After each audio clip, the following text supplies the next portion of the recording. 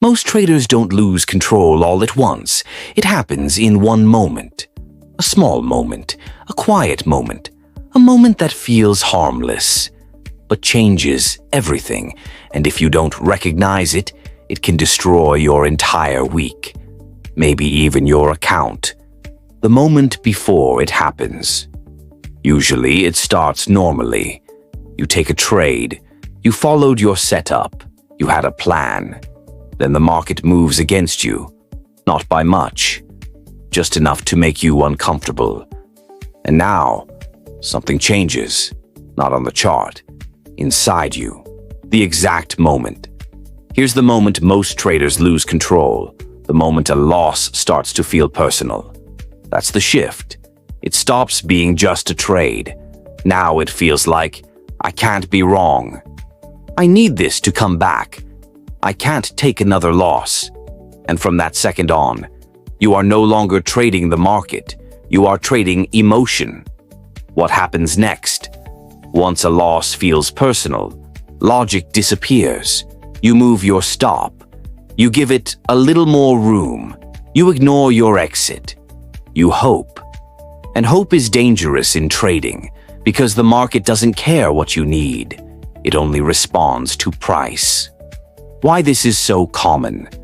This happens because most people don't separate identity from outcome. When a trade loses, it feels like you lost. Not money, not probability. You. And that emotional attachment creates pressure. Legendary trader Jesse Livermore understood this better than most. He knew that markets punish ego faster than ignorance. The revenge phase. Now comes the dangerous part. You finally close the losing trade, but instead of accepting it, you feel something else. Frustration. And frustration wants action. Now you want it back, so you take another trade. Not because it's good, because you need relief. And that is often the exact moment discipline disappears. The downward spiral. Now your decisions change. You enter too fast. You size too big. You ignore your rules. And what started as one normal loss becomes 3, then 5, then a day you regret. Not because the market did something unusual, because one moment went unmanaged. Why knowledge doesn't save you. Here's the hard truth. Most traders already know this. They know they shouldn't revenge trade. They know they shouldn't move stops. They know they should stick to the plan. But knowledge often disappears under pressure. As trading psychology expert Mark Douglas emphasized, the challenge is not knowing the rule. It's following the rule when emotions rise. The shift that changes everything. The solution begins with one realization. A losing trade is not a personal attack. It is not proof that you failed. It is not a verdict on your ability. It is simply one outcome in a probabilistic game. The moment you truly accept that, the emotional charge starts to fade. What professional traders do. Professional traders feel frustration too.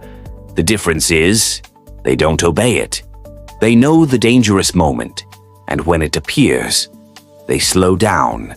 Sometimes they walk away. Sometimes they stop trading for the day. Not because they're weak, because they understand control is more valuable than one trade. Closing.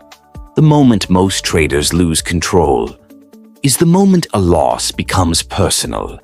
Recognize that moment, and you protect everything that comes after it. Because in trading, the biggest damage rarely comes from the first mistake. It comes from the emotional decisions that follow.